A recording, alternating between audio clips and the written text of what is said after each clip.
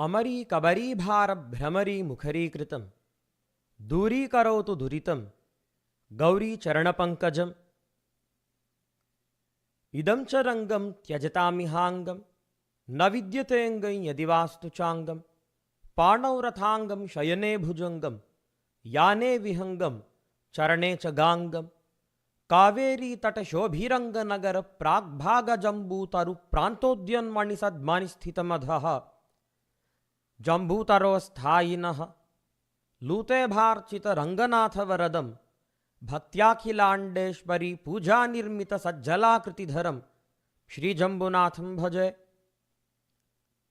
ऊर्ध्वस्थिताभ्यां करपङ्कजाभ्यां गाङ्गेयपद्मे दधतीमधस्तात् वराभये सन्दधतीं कराभ्यां नमामि देवीमखिलाण्डपूर्वां श्रुतिस्मृतिपुराणानाम् आलयं करुणालयं नमामि भगवत्पादं शङ्करं लोकशङ्करं।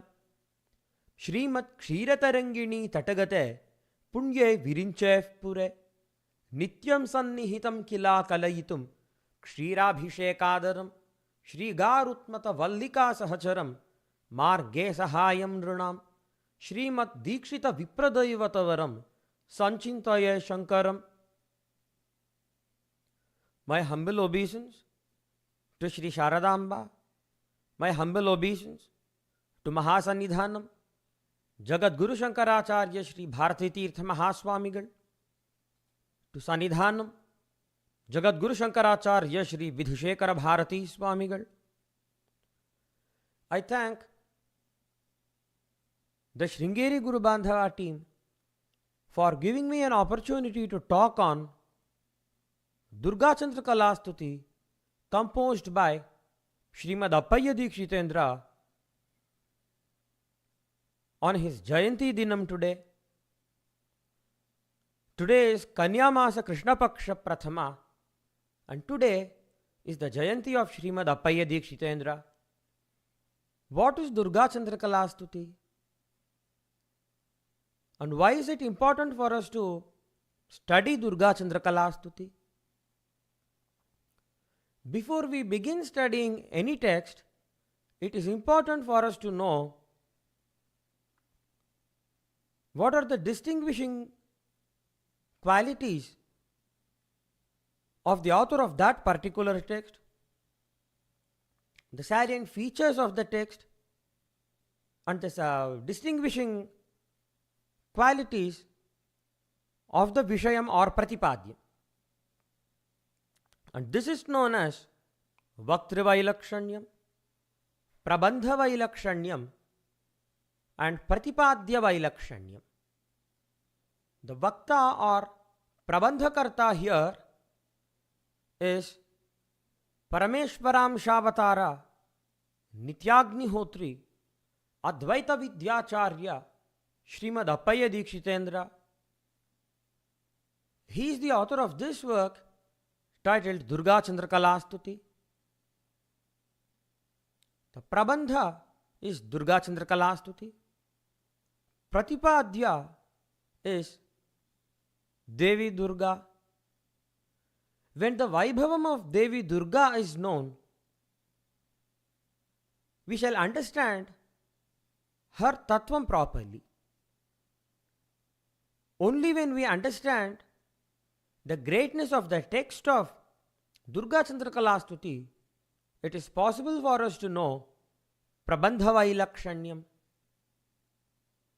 Only when we contemplate on Dikshitendra as an author of this text, we shall appreciate Vaktravailakshanyam or Pramatravailakshanyam.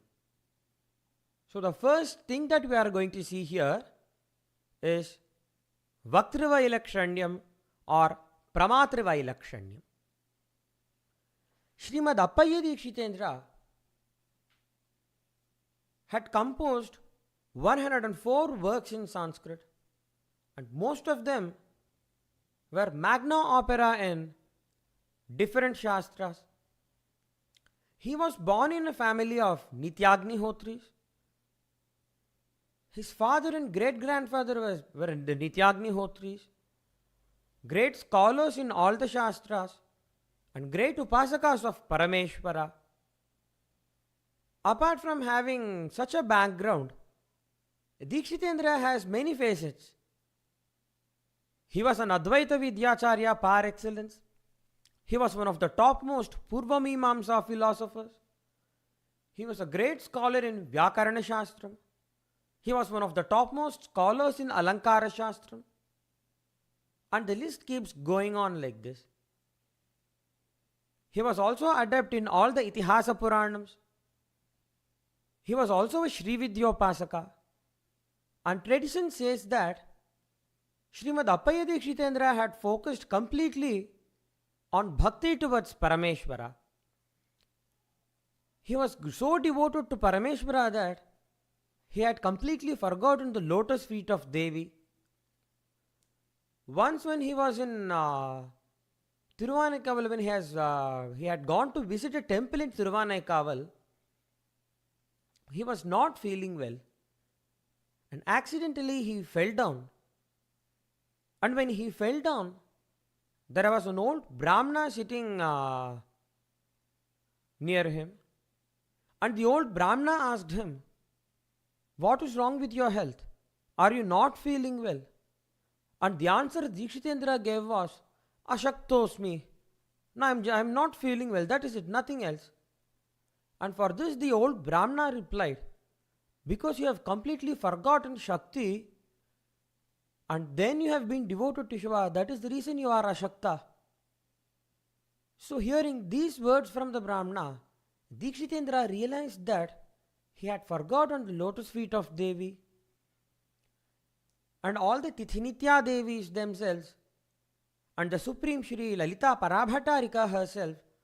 So all the 16 deities came and instructed Srimad Appaya Dikshitendra in Sri Vidya. And Dikshitendra is said to have written a text known as Sri Vidya Tattva Vivaranam in Sanskritam.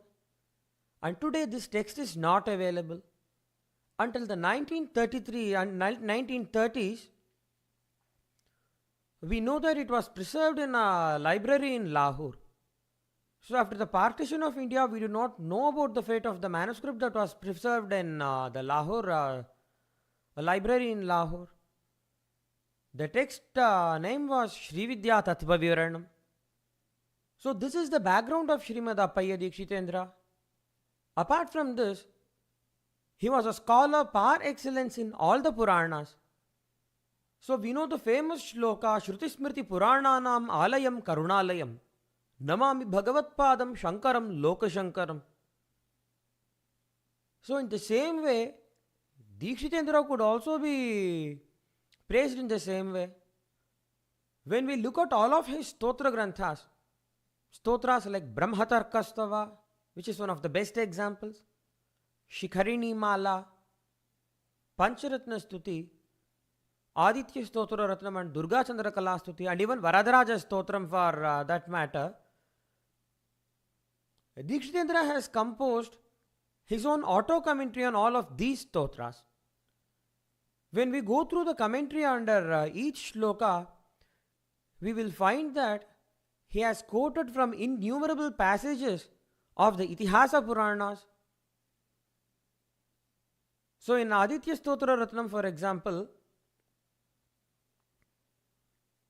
while describing the greatness of Surya Bhagavan, he has quoted from almost all the Puranas, and the reader will be spellbound to come across the passages which he has quoted in the commentary. So in the same way, we know when Durga Chandrakala Stuti, we can experience the same. So by going through all of his literatures, we can say that we can paraphrase the Stotram on Adi Shankara Bhagavad Pada, the famous shloka that we recite every day.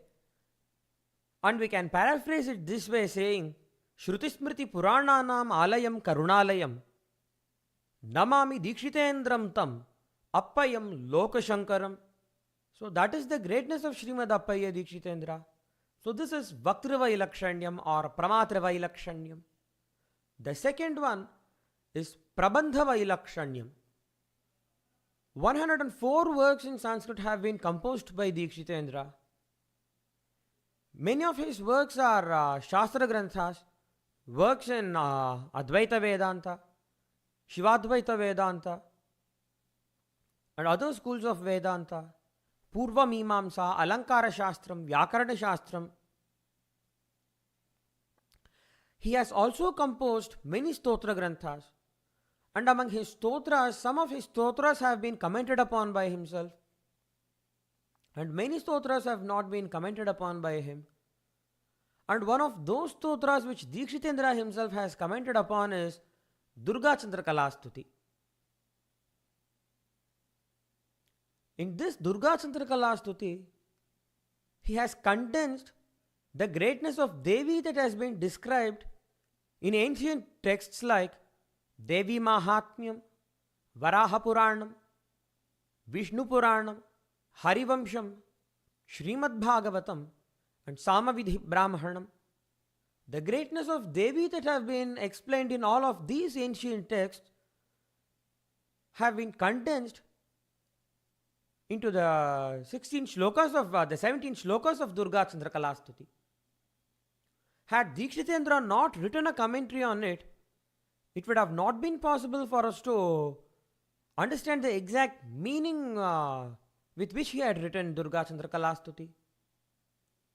The word Chandrakala means, the word Kala means Kala tu Shodasho Bhagaha, says Amarakosha. So 1/16 of a part is known as Kala. Moon has got 16 Kala starting from Pratipat or Prathama. Durga Chandrakala Stuti has 18 shlokas. The total number of shlokas in Durga Chandrakala Stuti is 18. And the most important shlokas are shlokas 2 to shloka 17. So these 16 are the most important shlokas. The very first shloka is an introductory shloka. So he gives Mangala Charanam there. And the 18th shloka gives the Phalastuti. So the final shloka of Durga Chandrakala Stuti says, Deshakaleshu Dushteshu Durga Chandrakala Stutihi Sandhyayor Anusandheya Sarvapad Vinivruttaye. Deshakaleshu Dushteshu. When the environment is hostile, when the time is hostile for a person, Durga Chandrakala Stuti has to be recited. It has the glories of Devi has to be contemplated upon. Durga Chandrakala Stuti has to be recited, and one has to contemplate on the great deeds of Devi. And what is the purpose of it? Sarvapad Vinivruttaye. So all the problems which a devotee undergoes will all be cleared. Sarvapad Vinivruttaye Durga Chandrakala Stutihi Sandhyayoho Anusandheya. It has to be recited during Pratah Sandhya and during Sayam Sandhya. Even today, the descendants of Srimad Appaya Dikshitendra, while doing Sandhya Vandanam, after finishing their Sandhya Vandanam, they have the practice of chanting Durga Chandrakala Stuti without fail. So that is how Durga Chandrakala Stuti is treasured. It's considered as a treasure. And Durga Chandrakala Stuti is a stotram which is composed similar to Aditya Stotra Ratnam by Srimad Appaya Dikshitendra. The way both of these stotrams are structured is very, very similar. For instance, Artha Gauravam here is coupled with Bhasha Saralyam. The language which Dikshitendra has used in both of these stotrams is very, very simple. It is not a very terse Sanskrit. The Sanskrit language he has used here is extremely simple, whereas it has got very deep meanings. It is deeply rooted in the Itihasa Puranas, both of these stotras, Durga Chandrakala Stuti and Aditya Stotra Ratnam. And there is another similarity between these two stotras. In stotras like Varadarajastavam, Dikshitendra has expressed his expertise in Alankara Shastram. Varadarajastavam is a highly ornate stotra. Dikshitendra was an expert in Alankara Shastra. He has composed magna opera like Kuvalayanandam, Chitramimamsa, and Vrittivartikam in Alankara Shastram. And the commentary he has written, the Sanskrit commentary he has written on the Yadavabhyuday Mahakavyam of Swami Vedanta Deshikar of the Sri Vaishnava Sampradayam, almost in every shloka, he has illustrated the Alankaras used by Swami Deshikar in a very beautiful way. So as a result of this, scholars of Alankara Shastra have very high respect for him. In spite of being an Alankarika, Dikshitendra has never used Alankaras here in these two stotras. He has refrained from using Alankaras here.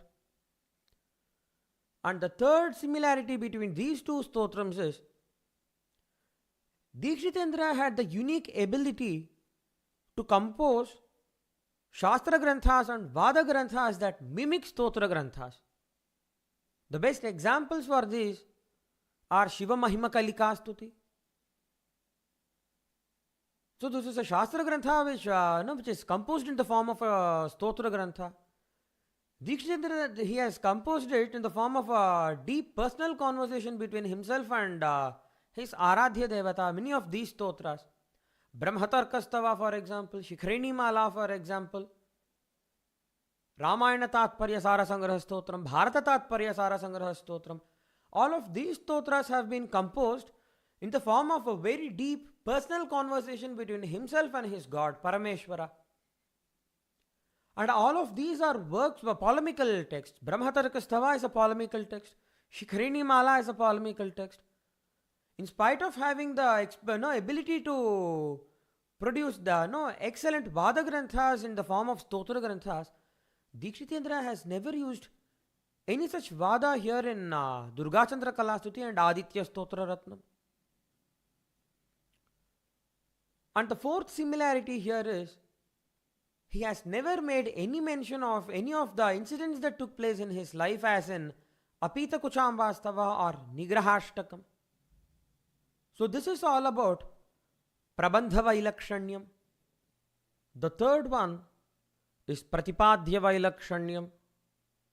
In all the Vedas, the Itihasa Purana Vakyas, and in the works of all of our Acharyas, Sri Adi Shankara Bhagavatpada, Srimad Appaya Dikshitendra, Sri Sadashiva Brahmendra, and all the Acharyas in our Sampradaya, in the works of all of our Acharyas, so it is known that Brahman has been described in two ways. There are two kinds of Brahman.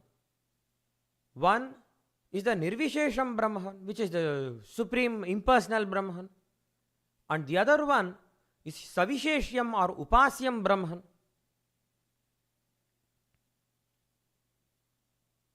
Savishesham Brahman has got name, form, attributes and so on. Nirvishesham Brahman is devoid of all of these, and this is considered as the supreme. And Savishesham Brahman could only be the object of worship. And for those samsaris who work hard to achieve moksha, Bhagavan appears himself in the form of Vishnu, in the form of Lord Shiva, in the form of Devi, in the form of Ganeshwara, and in the form of Subramanya Deva. The form of Bhagavan is described in the Shastra as Chakshuragrahyam and Jyotirmayam. The word Chakshuragrahyam means it is not perceptible to the eyes. And Jyotirmayam is it is full of effulgence which can only be realized, which can be perceived only after Brahma Sakshatkara. And Sri Adi Shankara Bhagavatpada says this, explains this in Antastad Dharmadhikaranam in Brahma Sutra Bhashyam, chapter 1, Padam 1, Antastad Dharmadhikaranam. And this Antastad Dharmadhikaranam expounds Antaraditya Vidya that has been described in the Upanishads. And these are the specific words of Acharya. Syat Parameshwarasyapi Ichhavashat Mayamayam Rupam Sadhakanugrahartham. Even Parameshwara has got form. Rupam means form, and this Rupam is Mayamayam. So the word Mayamayam is very important here. Brahman gets associated with Maya in two forms. When Maya in the form of Vidya gets associated with Brahman, the result of it is Ishvara. When Brahman gets associated with Maya in the form of Avidya, the result is Jivatma. So the word Mayamayam Rupam is very, very important here, and the word Ichhavashata is also important. So Bhagavan takes forms as per his own will. Bhagavan takes avatar as per his own will. Whereas when a Jivatma takes a Janma, he is impelled by the reactions of the karmas which he has performed in the past. And Sadhaka Anugrahartham is also important here. Bhagavan takes a form purely for the sake of blessing the sadhakas in this material world. The same meaning has been conveyed by Srimad Appaya Dikshitendra in his Shikhareni Mala Vyakhyanam also. Shikhareni Mala is a Stotra Grantha, and a commentary on it is Shiva Tattva Viveka, written by Dikshitendra himself. So there is a shloka in Shikhareni Mala, Gunatito Pitvam Saguna iva Maya Shabalitaha Parishkurvan Sambam Vapurasita Kantham Trinayanam Abhikhyabhikhyataha Shivabhava Mukhabhir Vijayase Niyanta Lokanam Sahariharapanke Ruha Bhuvam. While introducing this shloka, Srimad Appaya Dikshitendra says, Evam bhutasyapi brahmanaha lokanugrahaikarasikataya kalpita gunadi vibhagam mayopadhikam sarvottaram sagunam rupam nirupayati. So he introduces this, he gives this introduction to the shloka gunatito pitvam. And this sounds similar to the Vakyam of Sri Adishankara Bhagavatpada in his Brahma Sutra Bhashyam. Syat Parameshwarasyapi Ichhavashat Mayamayam Rupam Sadhakanugrahartham. Dikshitendra's words are Evam Bhutasyapi Brahmanaha Lokanugraheka Rasikataya. Sadhakanugrahartham is the word used by Bhagavatpada. Lokanugraheka Rasikataya is the word used by Dikshitendra. Kalpita Gunadi Vibhagam Mayopadhikam says Srimad Appaya Dikshitendra. Mayamayam Rupam says Sri Adishankara Bhagavatpada. Sarvottaram Sagunam Rupam Nirupayati says Srimad Appaya Dikshitendra. And after saying this, he says the shloka Gunatito Pitvam. So although you are transcendental to the modes of material nature, Sagunaha iva Maya Shabalitaha Sagunaha iva, so you appear as if you have been covered by Maya. So Maya Shabalitam Brahman, he says. Lord Vishnu is an aspect of Brahman, Maya Shabalitam Brahman. Lord Vishnu and all of his avatars are personal manifestations of the Supreme Impersonal Brahman. All the many different forms of Lord Shiva are personal manifestations of one and the same Supreme Impersonal Brahman. All the many different forms of Devi are personal manifestations of one and the same Supreme Impersonal Brahman. All the many different forms of Vinayaka and Subramanya Deva, they are all personal manifestations of one and the same Supreme Impersonal Brahman. So that is why he says Maya Shabalitaha. All the forms of Vishnu are Maya Shabalitam Brahma. All the forms of Shiva are Maya Shabalitam Brahma. All the forms of Devi are Maya Shabalitam Brahma. All the forms of Devi like Nanda, Raktadanta, Ayonija, Shatakshi, Durga Devi, Bhima Devi, Shakambhari, Brahmari, all of these incarnations of Devi are Maya Shabalitam Brahma. The same way, all the avatars of Vinayaka and Subramanya Deva, all of the different forms of them are Maya Shabalitam Brahma. He says the same in his Madhvatantra Mukhamardhanam also. Apicha Bhagavane ko nekastanusthanumanapi. And the meaning is the same. And the same thing is also expounded by Sagnishitya Vajapeya Yaji, Shri Bhaskara Raya Dikshitendra as well.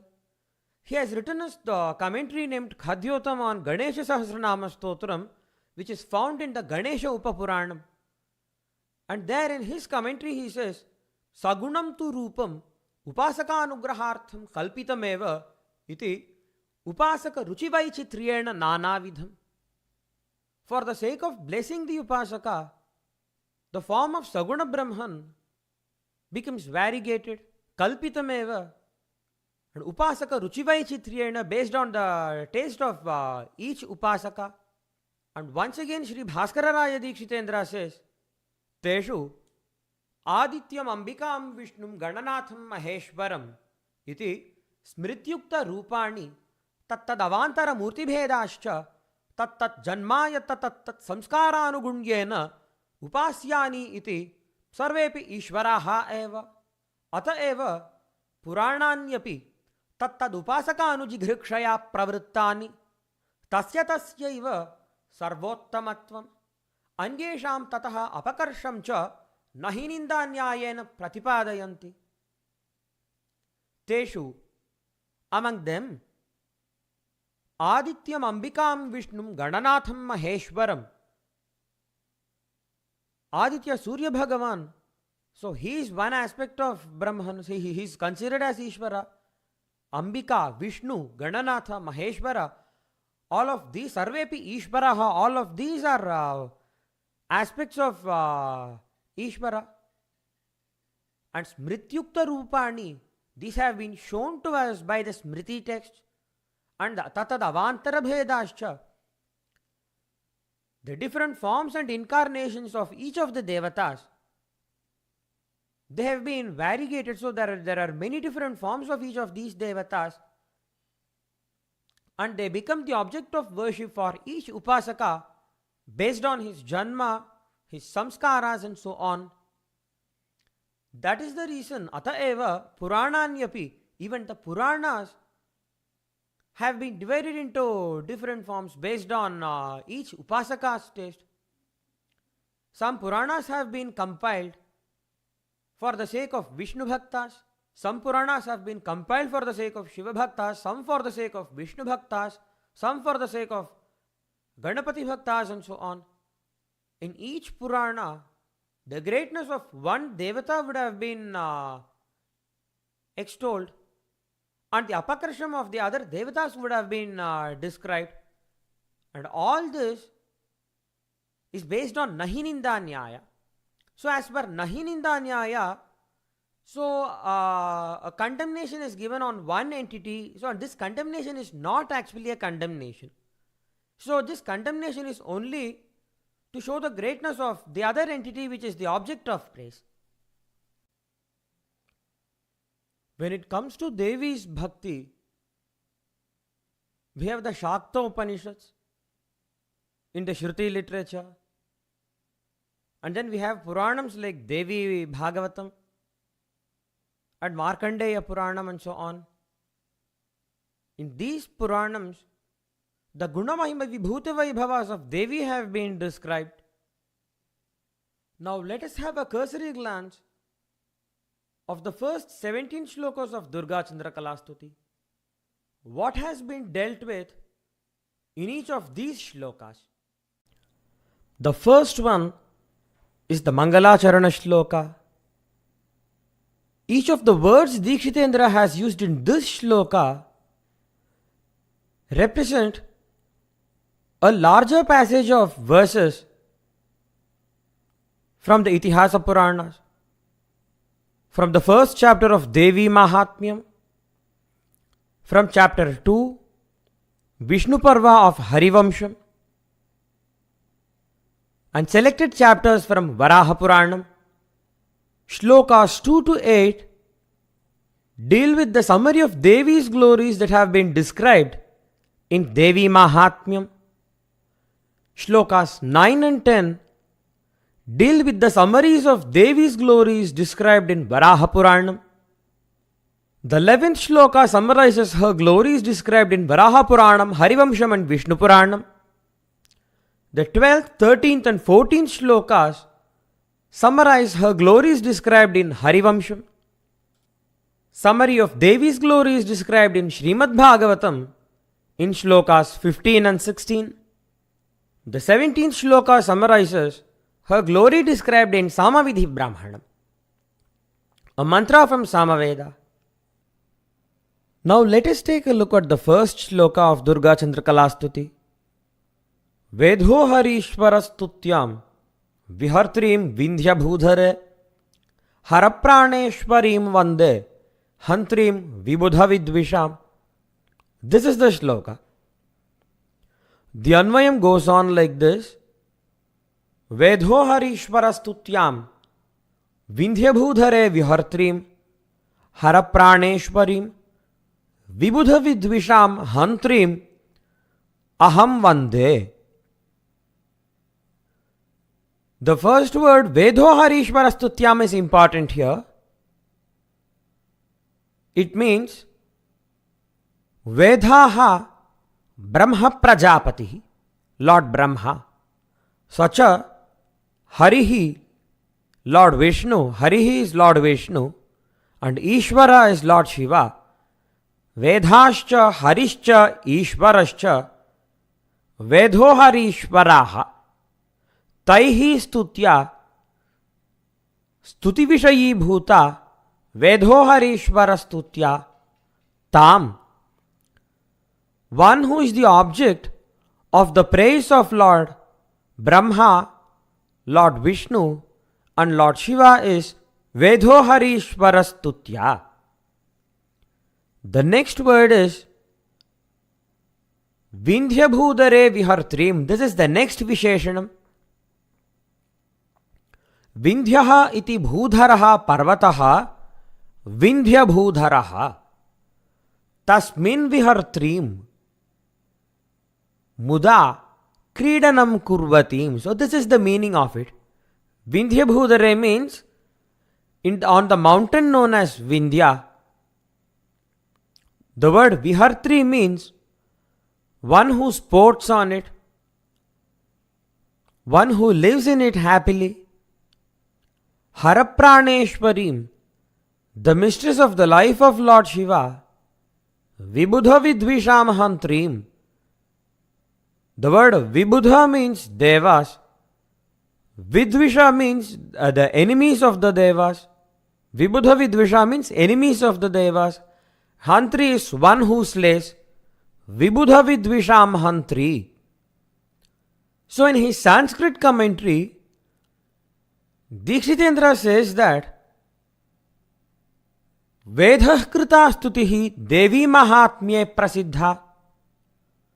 The stuti on Devi made by Lord Brahma is known in Devi Mahatmyam. Harikrita Harivamshe. The stuti made by Lord Vishnu could be seen in Harivamsha. Ishvara Krita Varaha Purane. The stuti made by Lord Ishvara, Lord Shiva, is seen in Varaha Puranam. Had Dikshitendra not written a commentary on this shloka, so we wouldn't have known the meaning of it. So he has been extremely merciful on us by writing a Sanskrit commentary on his own stotras. The stuti made by Brahma is recorded in the Devi Mahatmyam, the Prathama Charitam, chapter 1, verses 72 to 87. At the end of a kalpa, when Lord Vishnu entered into the state of meditative sleep or yoga nidra, two dreadful asuras, Madhu and Kaitabha, emerged from his earwax. They immediately set out to kill Lord Brahma. The terrified Lord Brahma took shelter of Yoga Nidra Devi. Devi is known as Yoga Nidra or Mahamaya. When Lord Brahma offered praise to her, she was pleased with his devotion and she released Lord Vishnu from the state of his meditative sleep or yoga nidra so that he could go and slay Madhu and Kaitabha. This is Vedhakrita Devi Stuti. Devi Stuti composed by Lord Brahma. The Stuti made by Vishnu is recorded in the Harivamsha Puranam, Vishnu Parva, chapter 2, shlokas 27 to 55. Kamsa arrested Devaki and Vasudeva and he resolved to kill all of their children immediately after they are born. When Lord Vishnu knew about the plans of Kamsa, he started contemplating on his avatara as Lord Krishna. At this time, he remembered the 6 demons known as Garbhasuras. These Garbhasuras were the sons of demon Kalanemi and the grandsons of Hiranyakashipu. They performed austerities and got the boon of immortality from Lord Brahma.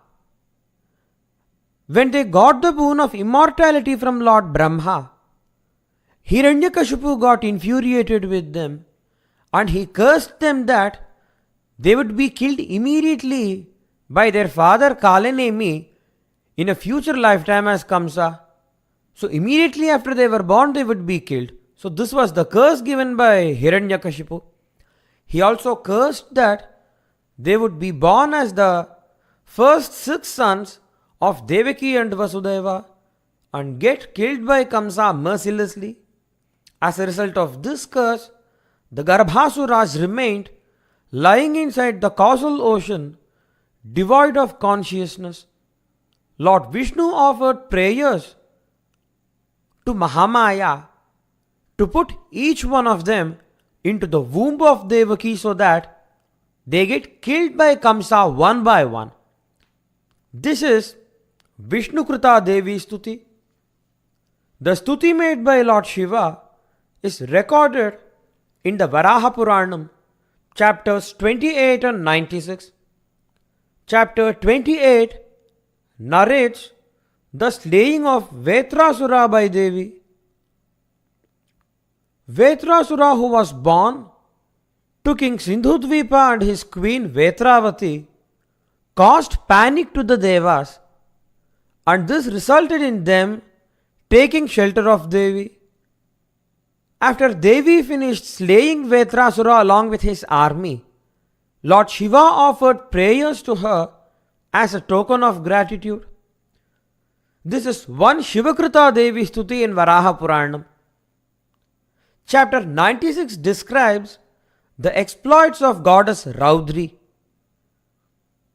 After Raudri Devi slayed demon Ruru, Lord Shiva offered prayers to her as a token of gratitude. This is the other Shivakrita Devi Stuti found in Varaha Puranam. With this I conclude today's Bhashanam. In tomorrow's Bhashanam, we will see the meaning of the rest of the shlokas. Hare Namav Parvati Pataye Hara Hara Maha